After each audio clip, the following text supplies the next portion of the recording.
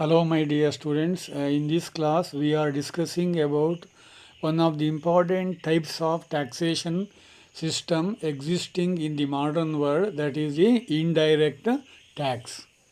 Indirect tax is a type of taxation system existing in the modern economies. First of all, we are trying to understand the meaning of indirect tax. Indirect tax is a type of taxation system there where there is a scope for shifting the impact and incidence of tax to other people. That is known as indirect tax. Indirect tax is a type of taxation system. It is a type of tax in which there is a chance, there is a scope for shifting the impact of tax and incidence of tax to other people. That is known as the indirect tax. ವಿದ್ಯಾರ್ಥಿಗಳೇ, ಮತ್ತೊಮ್ಮೆ ನಿಮ್ಮನ್ನು ಈ JCBM ಕಾಲೇಜಿನ ಅರ್ಥಶಾಸ್ತ್ರ ವಿಭಾಗದ online ತರಗತಿಗಳಿಗೆ ಆಹ್ವಾನಿಸ್ತಿದ್ದೇನೆ. ಈ ಒಂದು ತರಗತಿಯಲ್ಲಿ ನಾನು ಮುಖ್ಯವಾಗಿ ಪರೋಕ್ಷ ತೆರಿಗೆಗೆ ಸಂಬಂಧಪಟ್ಟಂತಹ ಬೇರೆ ಬೇರೆ ವಿಷಯಗಳ ಬಗ್ಗೆ ಚರ್ಚೆ ಮಾಡಲಿಕ್ಕಿದ್ದೇನೆ. ಈಗ ನಾವು ಪ್ರತ್ಯಕ್ಷ ತೆರಿಗೆ ಅಂದ್ರೇನು, ಪ್ರತ್ಯಕ್ಷ ತೆರಿಗೆಯ ಗುಣಗಳೇನು, ಅವಗುಣಗಳೇನು, ಅದನ್ನೆಲ್ಲ ತಿಳ್ಕೊಂಡಾಗಿದೆ. ಈಗ ಪರೋಕ್ಷ ತೆರಿಗೆಯ ಬಗ್ಗೆ ನಾವೀಗ ಹೆಚ್ಚು ನಮ್ಮ ಗಮನವನ್ನು ಕೇಂದ್ರೀಕರಿಸಬೇಕು. ಪರೋಕ್ಷ ತೆರಿಗೆ ಅಂತ ಹೇಳಿದರೆ ಯಾವ ತೆರಿಗೆಯ ಪದ್ಧತಿಯಲ್ಲಿ ಅಥವಾ ಯಾವ ತೆರಿಗೆಯ ನೀತಿಯಲ್ಲಿ ತೆರಿಗೆಯ ಭಾರವನ್ನು, ತೆರಿಗೆಯ ಆಘಾತವನ್ನು ಬೇರೆಯವರಿಗೆ ವರ್ಗಾವಣೆ ಮಾಡಲಿಕ್ಕೆ ಅವಕಾಶ ಇರುತ್ತದೆಯೋ ಅಂತಹ ತೆರಿಗೆಯ ಪದ್ಧತಿಯನ್ನು ಪರೋಕ್ಷ ತೆರಿಗೆ ಎಂದು ಕರೆಯುತ್ತೇವೆ. ಪರೋಕ್ಷ ತೆರಿಗೆಯಲ್ಲಿ ತೆರಿಗೆಯ ಭಾರವನ್ನು, ತೆರಿಗೆಯ ಆಘಾತವನ್ನು ಬೇರೆಯವರಿಗೆ ವರ್ಗಾವಣೆ ಮಾಡಲಿಕ್ಕೆ ಅವಕಾಶ ಇರುತ್ತೆ.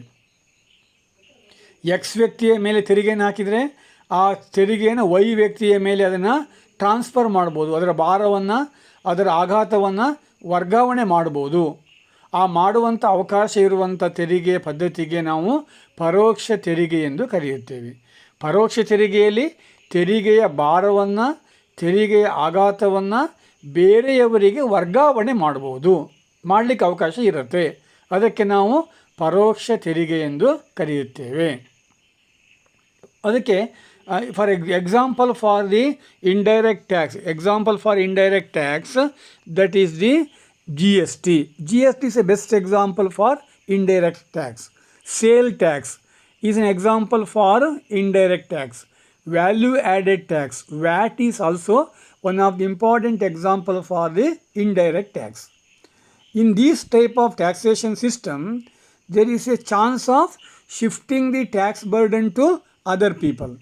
For example, Government of India or Government of Karnataka impose the GST on a given commodity. At the time the Government of Karnataka imposed the GST on the wholesale traders. Wholesale traders shifting the tax burden and incidence to retail traders. Retail traders shifting the burden of tax and incidence of tax to ultimately consumers. In this way, the tax burden and the impact is shifting from one section of society to another section of society. That is known as the indirect tax. In the indirect tax system, a given taxpayer who pay the tax to the government, but ultimately he collect the amount of tax to the other persons. That is known as the indirect tax system. ಈಗ ಈ ಪರೋಕ್ಷ ತೆರಿಗೆಗೆ ಕೆಲವು ಉದಾಹರಣೆಗಳನ್ನು ಕೊಡಬೇಕು ಅಂತಾದರೆ, ಈಗ for example ಭಾರತದಲ್ಲಿ GST ಇದೆ. GST ಎನ್ನುವ ತೆರಿಗೆ ಪದ್ಧತಿ ಇದೆ ನಮ್ಮಲ್ಲೀಗ.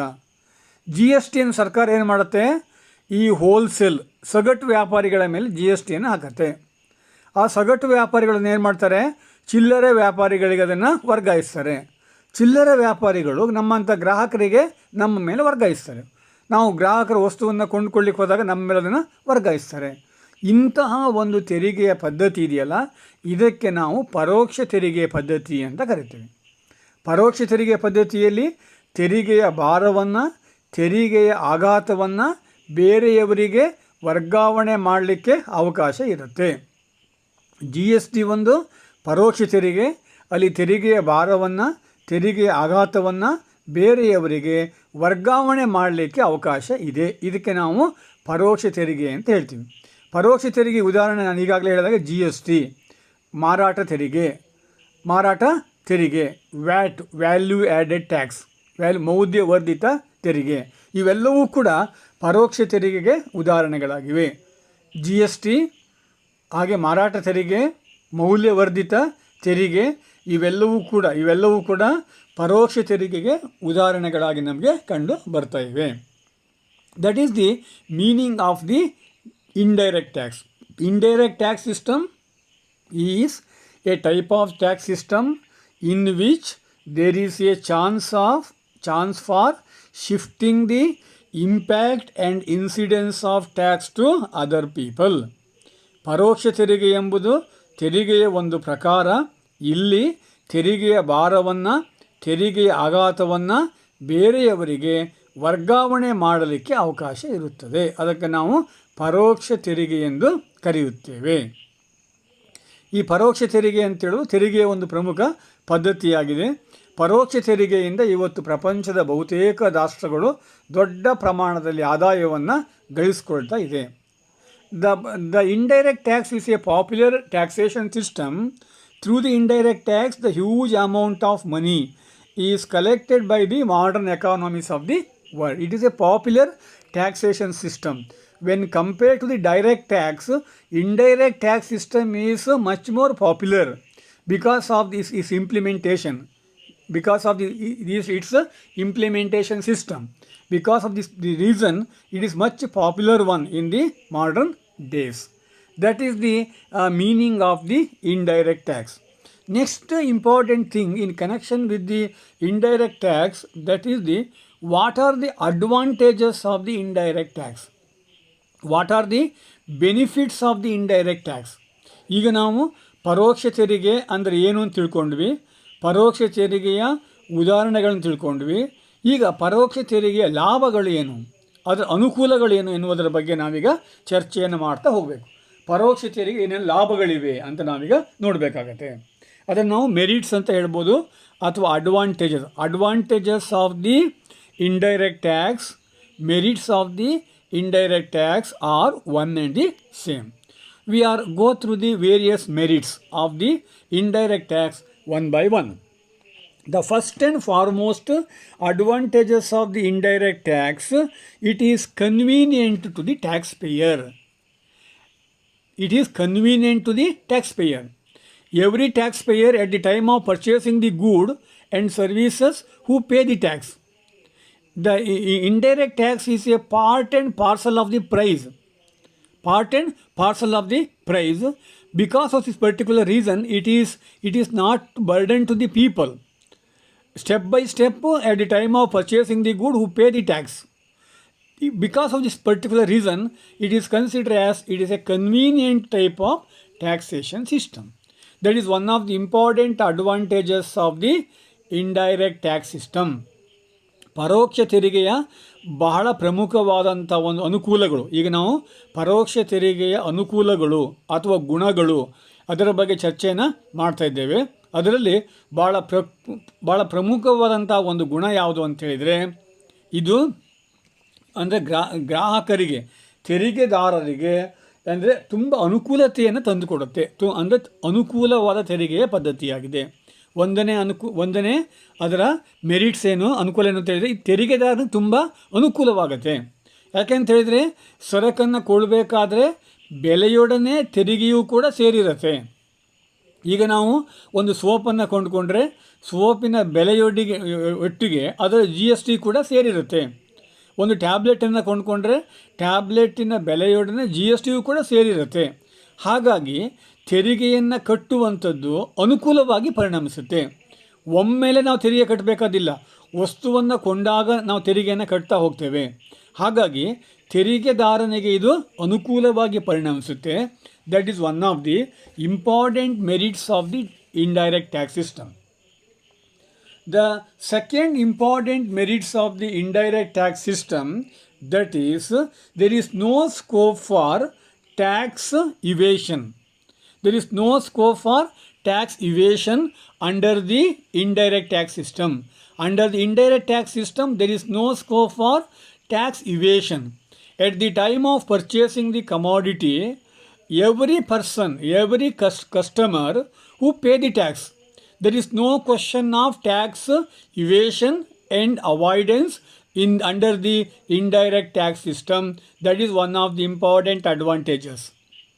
ಪರೋಕ್ಷ ತೆರಿಗೆಯ ಮತ್ತೊಂದು ಪ್ರಮುಖವಾದಂತಹ ಅನುಕೂಲತೆ ಏನು ಅಂತ ಹೇಳಿದರೆ, ಅಥವಾ ಎರಡನೇ ಪ್ರಮುಖವಾದ ಅನುಕೂಲತೆ ಏನು ಅಂತ ಹೇಳಿದರೆ, ತೆರಿಗೆ ಗಳ್ಳತನವನ್ನು ತಪ್ಪಿಸಬಹುದು.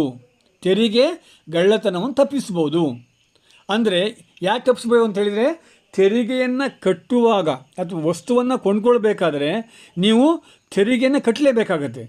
ನೀವು ತೆರಿಗೆ ಕಟ್ಟೋದಿಲ್ಲ ಅಂತ ವಸ್ತು ಕೊಳ್ಳೋದು ನೀವು ಬಿಡಬೇಕಷ್ಟೇ. ಈಗ ಫಾರ್ ಎಕ್ಸಾಂಪಲ್, ಈಗ ನೀವು ಮೆಡಿಕಲ್ ಶಾಪಿಂದ ಟ್ಯಾಬ್ಲೆಟನ್ನು ತರ್ತಾ ಇರ್ತೀರಿ, ಕೊಂಡ್ಕೊಳ್ತೀರಿ. 10 ಟ್ಯಾಬ್ಲೆಟ್ಸನ್ನು ಕೊಂಡ್ಬೇಕಾದ್ರೆ ಟ್ಯಾಬ್ಲೆಟಿನ ಬೆಲೆ ಮತ್ತು GST ಸೇರಿಬಿಟ್ಟು ನಿಮ್ಗೆ ಹಣವನ್ನು ಬಿಲ್ಲನ್ನು ಮಾಡ್ತಾರೆ. ನಿಮಗೆ GST ನಾನು ಕಟ್ಟೋದಿಲ್ಲ ಅಂತಾದರೆ, ಅದನ್ನ ತಪ್ಪಿಸ್ಕೊಳ್ಬೇಕು ಅಂತಾದರೆ ಆ ಟ್ಯಾಬ್ಲೆಟನ್ನು ಕೊಳ್ಳೋದು ನೀವು ಬಿಡಬೇಕು. ಹಾಗಾಗಿ ತೆರಿಗೆಯನ್ನು ತಪ್ಪಿಸಿಕೊಳ್ಳುವಂಥದ್ದು ಈ ಒಂದು ಪರೋಕ್ಷ ತೆರಿಗೆಯಲ್ಲಿ ಸಾಧ್ಯವಾಗುವುದಿಲ್ಲ. Each and every person who pay the tax to the government. That is one of the important advantages of the indirect tax. The next important advantages of the indirect tax, that is, it is easy to collect the tax. The collection method is so easy under the indirect tax system. There is no separate mechanism is required to collect the tax. With the help of the existing mechanism, with the help of the existing system, we collect the tax. That is one of the important advantages of the indirect tax system. ಈ ಪರೋಕ್ಷ ತೆರಿಗೆಯ ಮತ್ತೊಂದು ಪ್ರಮುಖವಾದಂತಹ ಅನುಕೂಲತೆ ಏನು ಅಂತ ಹೇಳಿದರೆ, ತೆರಿಗೆಯನ್ನು ಸಂಗ್ರಹಣೆ ಮಾಡೋದು ಸುಲಭ. ವಸ್ತುವನ್ನು ಕೊಂಡ್ಕೊಳ್ಬೇಕಾದ್ರೆ ನಾವು ತೆರಿಗೆಯನ್ನು ಕಟ್ಟಿಬಿಡ್ತೇವೆ. ವಸ್ತುವನ್ನು ಮಾರಾಟ ಮಾಡೋರು ತೆರಿಗೆಯನ್ನು ಸಂಗ್ರಹ ಮಾಡ್ತಾರೆ. ಹಾಗಾಗಿ ತೆರಿಗೆ ಸಂಗ್ರಹಣೆ ಕೆಲಸ ಜವಾಬ್ದಾರಿ ತುಂಬ ಕಡಿಮೆ ಇಲ್ಲಿ. ಹೋಲ್ಸೇಲ್ ಟ್ರೇಡರ್ಸು ರಿಟೇಲ್ ಟ್ರೇಡರ್ಸಿಗೆ ಟ್ಯಾಕ್ಸ್ ಹಾಕ್ತಾರೆ. ರಿಟೇಲ್ ಟ್ರೇಡರ್ಸು ಗ್ರಾಹಕರಿಗೆ ಶಿಫ್ಟ್ ಮಾಡ್ತಾರೆ. ಗ್ರಾಹಕರಿಂದ ಸಂಗ್ರಹ ಮಾಡುವಂಥ ತೆರಿಗೆ ಯಾರಿಗೆ ಹೋಗುತ್ತೆ? ರಿಟೇಲ್ ಟ್ರೇಡರ್ಸಿಗೆ ಹೋಗುತ್ತೆ. ರಿಟೇಲ್ ಟ್ರೇಡರ್ಸಿಂದ ಹೋಲ್ಸೇಲ್ ಟ್ರೇಡರಿಗೆ ಹೋಗುತ್ತೆ. ಹೋಲ್ಸೇಲ್ ಟ್ರೇಡರ್ಸಿಂದ ಸರ್ಕಾರಕ್ಕೆ ಹೋಗುತ್ತೆ. ಹಾಗಾಗಿ ತೆರಿಗೆಯನ್ನು ಸಂಗ್ರಹ ಮಾಡುವಂಥದ್ದು ಅತ್ಯಂತ ಸುಲಭ ಇಲ್ಲಿ. ಅದಕ್ಕೆ ಒಂದು ಪ್ರತ್ಯೇಕವಾದಂಥ ವ್ಯವಸ್ಥೆ ಅಗತ್ಯವೇ ಬೀಳೋದಿಲ್ಲ. That is one of the important advantages of the indirect tax system.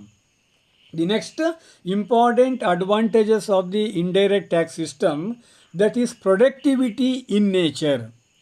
Indirect tax system is productive in nature.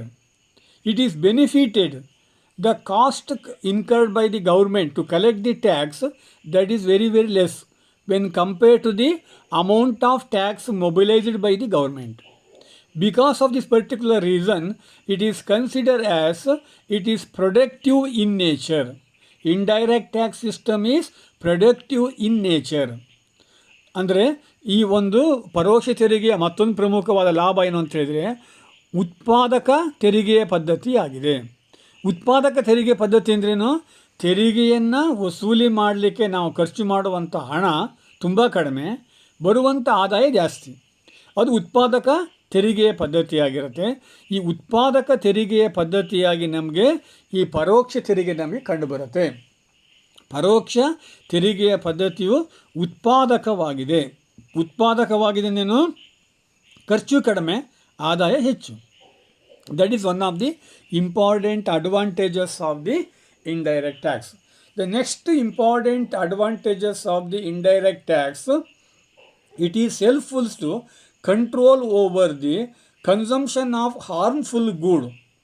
It is very useful to control over the consumption of harmful good. Some of the good and services are harmful to the consumer. Those good consumption is automatically controlled through imposition of heavy duties of indirect tax. That is one of the important advantages. For example, drug is a commodity, is a good. It is harmful to the consumption of drug is harmful to the people. It is harmful to the health, the mental and physical health of the people. In this way, government to impose the heavy dosage of taxation. Alcohol is harmful to the people. To control over the consumption of alcohol, in every year in India, government as well as Karnataka state and all the states of the Indian economy, they impose the heavy duty on alcohol. They impose the heavy duty on cigarette in every budget. In every budget, the cigarette duty is to be increases. That is the one of the important advantages of the indirect tax. ಹಾನಿಕಾರಕ ವಸ್ತುಗಳ ಅನುಭೋಗವನ್ನು ತಡೆಗಟ್ಟಬಹುದು ಅಥವಾ ನಿಯಂತ್ರಿಸಬಹುದು. ಅಂದರೆ ಪರೋಕ್ಷ ತೆರಿಗೆಯ ಮತ್ತೊಂದು ಐದನೇ ಪ್ರಮುಖವಾದಂತಹ ಒಂದು ಗುಣ ಏನು, ಹಾನಿಕಾರಕ ವಸ್ತುಗಳ ಅನುಭೋಗವನ್ನು ತಡೆಗಟ್ಟಬಹುದು. ಕೆಲವು ಸರಕುಗಳು ಮಾನವನ ಆರೋಗ್ಯಕ್ಕೆ, ದೈಹಿಕ ಮತ್ತು ಮಾನಸಿಕ ಆರೋಗ್ಯಕ್ಕೆ ಹಾನಿಯನ್ನು ಉಂಟು ಮಾಡ್ತವೆ. ಅವುಗಳ ಮೇಲೆ ಹೆವಿ ಅಥವಾ ಹೆಚ್ಚಿನ ತೆರಿಗೆಯನ್ನು ಹಾಕಿಬಿಟ್ಟು ಅವುಗಳ ಬೆಲೆ ಏರುವಂತೆ ಮಾಡಿದಾಗ ಅದರ ಅನುಭೋಗ ಆಟೋಮೆಟಿಕಲಿ ಕಡಿಮೆ ಆಗುತ್ತೆ. ಈಗ ನೀವು ಬಹುಶಃ ಪ್ರತಿ ವರ್ಷ ನೋಡ್ತೀರಿ ಮುಂಗಡ ಪತ್ರದಲ್ಲಿ ಸಿಗರೇಟಿನ ಮೇಲೆ, ಮದ್ಯ ಉತ್ಪನ್ನಗಳ ಮೇಲೆ ಪ್ರತಿ ವರ್ಷವೂ ಕೂಡ ತೆರಿಗೆಯನ್ನು ಹಾಕ್ತಾರೆ. ತೆರಿಗೆಯನ್ನು ಹಾಕಿಬಿಟ್ಟು ಆ ಸರಕಿನ ಅನುಭೋಗವನ್ನು ಕಡಿಮೆ ಮಾಡಲಿಕ್ಕೆ ಪ್ರಯತ್ನ ಮಾಡ್ತಾರೆ. That is one of the important advantages of the indirect tax system. The next important advantages of the indirect tax system, that is the progressive in nature. Progressive in nature, it is one of the important advantages of the indirect tax system. When people buy more, they pay more tax. People buy less commodity, they pay less. That is the progressive in nature. Progressive in nature means some people, they consume more, they purchase more, they pay more to the government. Some people, they pay less, consume less. That is the nature of progressive in nature. ಅಂದರೆ ಪರೋಕ್ಷ ತೆರಿಗೆಯ ಮತ್ತೊಂದು ಪ್ರಮುಖವಾದ ಗುಣ ಏನು ಅಂತೇಳಿದರೆ, ಇದು ಪ್ರಗತಿಪರವಾಗಿರುತ್ತದೆ. ಪ್ರಗತಿಪರವಾಗಿರುತ್ತೆ ಅರ್ಥ ಏನು, ಹೆಚ್ಚು ಸರಕನ್ನು ಯಾರು ಕೊಂಡುಕೊಳ್ತಾರೆ ಅವರು ಹೆಚ್ಚು ತೆರಿಗೆಯನ್ನು ಪಾವತಿ ಮಾಡ್ತಾರೆ. ಕಡಿಮೆ ತೆರಿಗೆಯನ್ನು ಯಾರು ಕೊಂಡುಕೊಳ್ತಾರೆ ಅವರು ಕಡಿಮೆ ತೆರಿಗೆಯನ್ನು ಪಾವತಿ ಮಾಡಬೇಕಾಗತ್ತೆ. ತೆರಿಗೆಯನ್ನು ಪಾವತಿ ಮಾಡುವುದು, ಹೆಚ್ಚು ತೆರಿಗೆಯನ್ನು ಯಾರು ಕಟ್ತಾರೆ, ಅದು ಯಾರು ಹೆಚ್ಚು ವಸ್ತುವನ್ನು ಕೊಂಡ್ಕೊಳ್ತಾರೆ, ಸರಕನ್ನು ಕೊಂಡ್ಕೊಳ್ತಾರೆ, ಅವರು ಹೆಚ್ಚು ತೆರಿಗೆ ಕಟ್ಟಬೇಕು. ಕಡಿಮೆ ಯಾರು ವಸ್ತು ಕೊಂಡ್ಕೊಳ್ತಾರೆ ಕಡಿಮೆ ತೆರಿಗೆಯನ್ನು ಕಟ್ಟಬೇಕಾಗತ್ತೆ. ಬಡವರು ಕಡಿಮೆ ವಸ್ತು ಕೊಂಡ್ಕೊಳ್ತಾರೆ, ಕಡಿಮೆ ತೆರಿಗೆ. ಶ್ರೀಮಂತರು ಹೆಚ್ಚು ವಸ್ತುವನ್ನು ಕೊಂಡ್ಕೊಳ್ತಾರೆ, ಹೆಚ್ಚು ತೆರಿಗೆಯನ್ನು ಕಟ್ಟಬೇಕಾಗತ್ತೆ. ಹಾಗಾಗಿ ಇದು ಪ್ರಗತಿಪರ ತೆರಿಗೆಯ ಪದ್ಧತಿ ಅಂತ ಇದನ್ನು ಹೇಳಲಾಗುತ್ತೆ. That is one of the important advantages. The next important thing, that is the elasticity in nature. Elasticity in nature, that is also one of the important advantages of the indirect tax. On the basis of the requirement of the government, there is a possibility of either increasing the tax or decreasing the tax. For example, GST rate. Under the COVID situation, some of the commodities GST rate is to be reduced. Some of the commodities GST rate is to be increases. It is possible under the indirect tax. ಪರೋಕ್ಷ ತೆರಿಗೆಯ ಮತ್ತೊಂದು ಪ್ರಮುಖವಾದಂತಹ ಗುಣಗಳು, ಅನುಕೂಲ ಏನಂತ ಹೇಳಿದರೆ ಸ್ಥಿತಿಸ್ಥಾಪಕತ್ವ ಗುಣವನ್ನು ಹೊಂದಿದೆ. ಹಾಗಂದ್ರೆ ಏನು, ಸ್ಥಿತಿಸ್ಥಾಪಕತ್ವ ಗುಣವನ್ನು ಹೊಂದಿದೆ ಅರ್ಥ ಏನು ಅಂತ ಹೇಳಿದರೆ, ಅವಶ್ಯಕತೆಗೆ ತಕ್ಕಂತೆ, ಸರ್ಕಾರದ ಹಣದ ಅವಶ್ಯಕತೆಗೆ ತಕ್ಕಂತೆ ತೆರಿಗೆಯ ದರವನ್ನು ಹೆಚ್ಚು ಮಾಡುವ ಮೂಲಕ, ಕಡಿಮೆ ಮಾಡುವ ಮೂಲಕ ಆದಾಯವನ್ನು ಹೆಚ್ಚಿಸಿಕೊಳ್ಬೋದು, ಕಡಿಮೆನೂ ಕೂಡ ಮಾಡಿಕೊಳ್ಬೋದು. ಈಗ ನಮಗೆಲ್ಲ ಈ ಕೊರೋನಾ ಒಂದೇನುವಂಥ ಮಹಾಮಾರಿಯ ಕಾಟದಿಂದಾಗಿ ಸರ್ಕಾರದ ಆದಾಯ ಕಡಿಮೆ ಆಗ್ತಿದೆ. ಕೆಲವು ಸರಕುಗಳ ಮೇಲೆ GSTಯನ್ನು ತೆಗೆದುಹಾಕಿದ್ದಾರೆ, ಕಡಿಮೆ ಮಾಡಿದ್ದಾರೆ. ಫಾರ್ ಎಕ್ಸಾಂಪಲ್ ಈಗ ಕೆಲವು ಕೊರೋನಾಕ್ಕೆ ಕೊಡುವಂಥ ಮೆಡಿಸಿನ್ಗಳು ಅದರ ಮೇಲೆ ತೆರಿಗೆ ಮೊನ್ನೆ ಕಡಿಮೆ ಮಾಡಿದರು. ಇನ್ನು ಕೆಲವು ಸರಕಿನ ಮೇಲೆ ತೆರಿಗೆಯನ್ನು ಹೆಚ್ಚು ಮಾಡ್ತಾರೆ. ಹಾಗಾಗಿ ಸರ್ಕಾರದ ಹಣದ ಅವಶ್ಯಕತೆಗೆ ಅನುಸಾರವಾಗಿ ತೆರಿಗೆಯ ಪ್ರಮಾಣವನ್ನು ಹೆಚ್ಚು ಮಾಡೋದು, ಕಡಿಮೆ ಮಾಡೋದು ಪರೋಕ್ಷ ತೆರಿಗೆಯಲ್ಲಿ ಸಾಧ್ಯವಾಗುತ್ತೆ. That is one of the important advantages. The next important advantages is the wide coverage. Wide coverage in the sense, all the people, all the sections of the society, they pay the tax under the indirect tax system. That is the wide coverage nature of the indirect tax.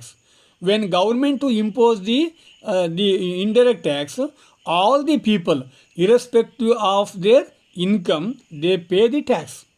That is the wide coverage nature of the indirect tax. ಹೆಚ್ಚು ವ್ಯಾಪಕತೆಯನ್ನು ಪಡ್ಕೊಂಡಿದೆ.